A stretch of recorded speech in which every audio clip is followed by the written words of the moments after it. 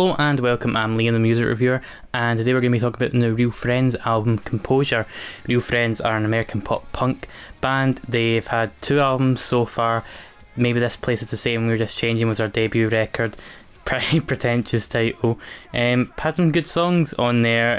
I'm definitely not as fond of it as I was back when I first listened to it, back when kind of pop punk cliches didn't really bother me all that much. I went to see them live as well, so obviously I never really was too aware of the cliches. I kind of just took it as just being kind of like senseless, kind of just pop punk fun. Never really hyped them all that much. The second record, The Home Inside My Head, was kind of a letdown, even from my standards of somebody that was kind of not thinking of it too critically.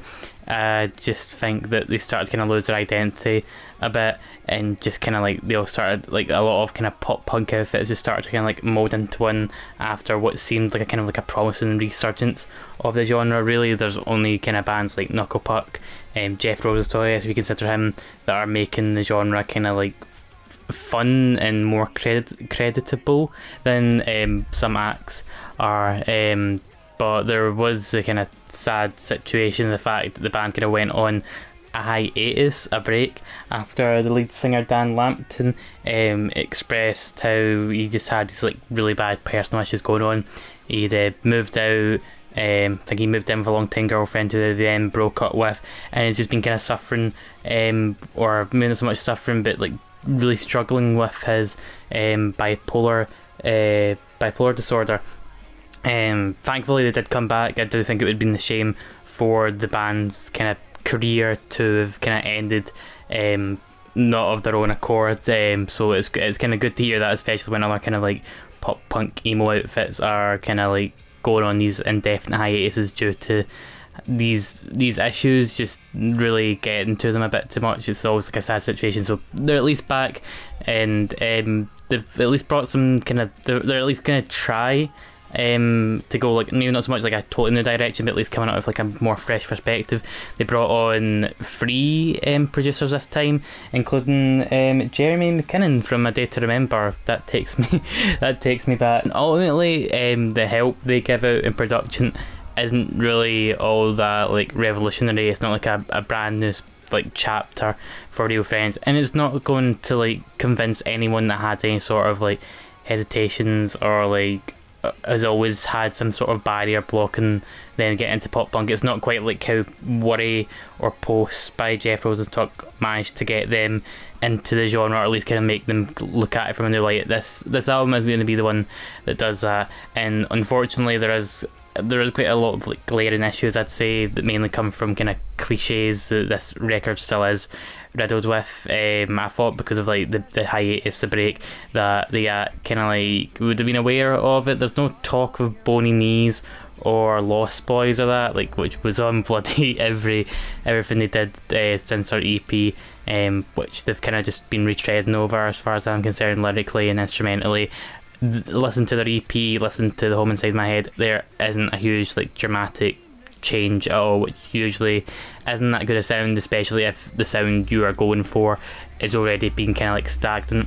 This record, really, there's not much of anything that you'll find yourself being surprised by or caught off guard. It really does kind of follow that pop punk formula to a T, to the point where nearly every song starts kind of like blur into the next structure wise. There is like a few songs where I think that the album is at least trying to like entertain you. Me First has like a kind of like some playful guitars at the start and kind of tinkers about with some effects, which makes it feel like, again, it's not like revolutionary, it's not rocking the boat, but at least feels like Real Friends themselves are wanting to kind of push themselves. It's not quite the Paramore of the alt rock variety to the Paramore of the pop variety. That it's not that kind of shift, but it's at least kind of like something. But really, the record does get brought down by the fact that it's largely repetitive. It's largely quite samey. If it weren't for the lyrics here, this I would be a lot. I think I'd be talking quite a low score, if I'm being honest, or at least quite a bleh kind of score where it just feels kind of underwhelmed. It's doing what it's doing, and people are going to like it for it. And if you listen to this album and you're like, oh, I really dig this, this is a great release, that's fair enough. Chances are you probably do like a lot of pop punk and the kind of cliches don't bother you, and that was me at a certain point where if it sounded good, it sounded good. Not everyone's going in with that kind of critical mindset, but lyrically this is where, as a critic, I was like, okay, I'm getting something out of here. Dare I say, there's even a bit of a narrative going on. As I say, lead singer Dan had kind of expressed issues with his mental health, with bipolar disorder, and the album kind of just maybe not so much explore it, but kind of give that sort of insight that people, that it's often kind of like a mental health condition that is kind of like overlooked, that's often kind of viewed in a very like negative light, where people with it are seen as being really irrational and angry, and because depression and anxiety are often the ones that get most of the spotlight. This is like a kind of a tangent here to do with mental health stigma. I've talked about that plenty and still will, but yeah, essentially this kind of gives it like an insight, and it's all, and like I say, it's often kind of overlooked, and the production also doesn't like manage to capture that feeling of somebody that's got it might have, where like there could be a lot of like really like kind of like it's all tumultuous, kind of like all over the place, quite hectic, kind of like I think maybe the band wanted to kind of explore like the home inside my head, kind of like, or yeah, the home inside my head, like it would kind of imply that there's like some sort of like isolation there or something like that, or some sort of like place of solitude. With this record here, it seems like when it starts off with Me First, they go into some sort of like where it can be interpreted as being like a romance song, or more kind of like getting really like a relationship like on the brink of like, well, disintegration, whereas it could also be interpreted as Dan and his BPD kind of arguing with one another, like, why won't you let me kind of take care of myself, why won't you let me be a bit more selfless, a bit more independent, why can't I be more than what I have? That's what I took from it. And I don't think that's so much of a reach, because I do think that there's a lot more songs in here that are more blatant about that being the real kind of like lyrical core of it. Really, that, like I say, the lyrics are where that kind of album does shine. From the outside is probably the highlight of this record. It is just kind of like carefree-ish pop punk, but at the same time it does kind of like shed this light on bipolar disorder, where it just for me anyway, it manages to kind of like explore sort of like toxic coping mechanisms, healthier ones, and how there isn't just like this kind of like one route that you can take where it'll help you. I think anyone that's even ever been sad, you know, there isn't just like one thing that's gonna like just get you out of that slog, out of that just horrible kind of situation you're in. And the same goes with like a mental health condition, and I think that's what this, yeah, I just think what Real Friends do well on this record. I don't think they do much other than I don't think there's ever a point where I feel that this album is bad. It's just very standard.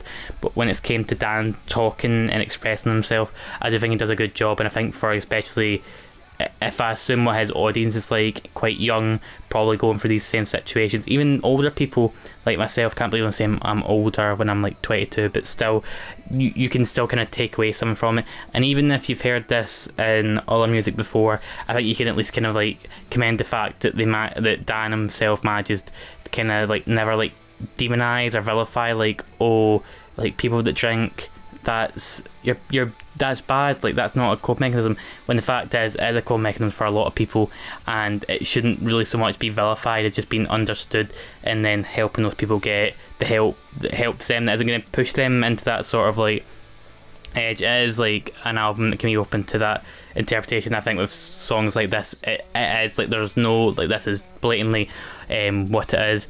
The album seems kind of like finish on a sort of positive note. I'd say a positive note, with how it's not quite the happy ending, which I think would have annoyed me if it was quite like a, not as much like, oh, happy ending, Dan's now feeling better about himself, but like if it was a happy ending as in like, see, I don't have it anymore, or like, oh, I'm totally fine. Real Friends kind of just go, you know what, we've got to, or well, more so Dan, I've got to, I'm learning to deal with it, it's always going to be there, but I can learn to kind of like cooperate with it and just kind of move on day by day. I think it was just kind of like, I guess it's pretty standard, but like for a pop punk release, I do think it was nice to have that sort of narrative where I felt like I was getting something out of it, and I wasn't just listening to it and going like, yeah, that song sounded nice, and then that was really it. Like it's I wouldn't go as far as saying it's the forgettable release.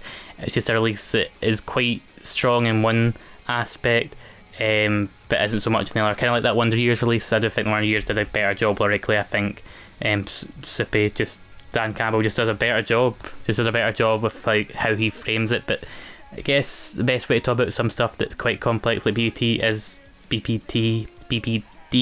is to just kind of put it like in layman's terms, because you don't want to isolate folk even further. But yeah, in terms of a score, guys, I'm thinking a light 6 out of 10. I feel like that's pretty fair. That's pretty fair. And yeah, if you've listened to this, let me know what you think. Leave me what you think your favourite songs off it are, your least favourites. And as always, guys, stay safe, stay hydrated. I'll see you guys soon.